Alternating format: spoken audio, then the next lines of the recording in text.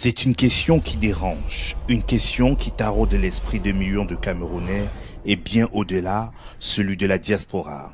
Pourquoi Elekam, l'organe en charge des élections au Cameroun, refuse-t-il de publier la liste électorale nationale en flagrante violation de l'article 80 du Code électoral camerounais?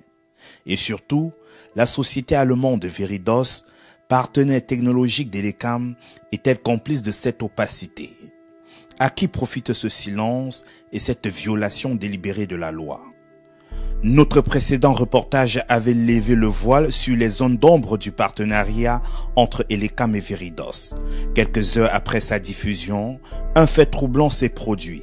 Veridos a discrètement supprimé sans explication toutes les informations relatives à ses activités au Cameroun de son site officiel.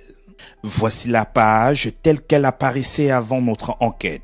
Veridos y mentionnait fièrement son contrat de livraison de cartes biométriques, de kits d'inscription et la mise en place d'une base de données centrale des électeurs camerounais. Aujourd'hui, cette page a disparu. Sur une autre page, Veridos listait ses projets internationaux, Bulgarie, Chypre et le Cameroun.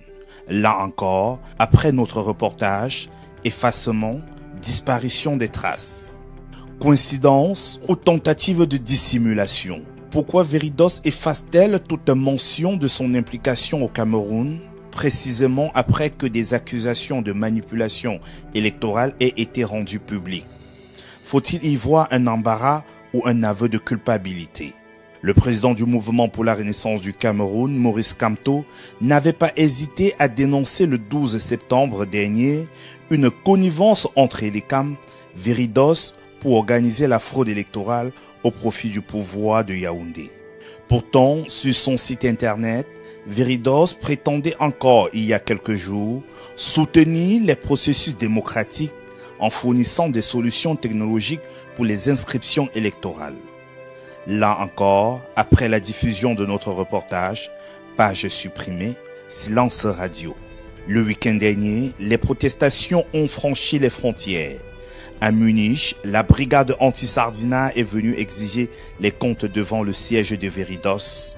Un message clair, les Camerounais ne toléreront plus l'opacité. Face aux faits, Veridos s'enferme dans le mutisme. Mais les questions demeurent brûlantes. Pourquoi cette entreprise allemande accepte-t-elle de collaborer avec un organe électoral qui viole délibérément la loi camerounaise?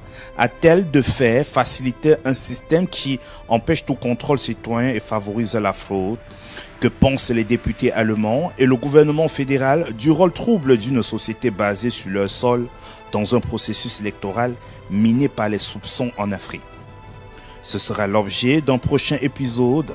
En attendant, Veridos n'a toujours pas répondu à nos demandes d'explication. Au Cameroun, comme en Allemagne, les citoyens ont le droit de savoir.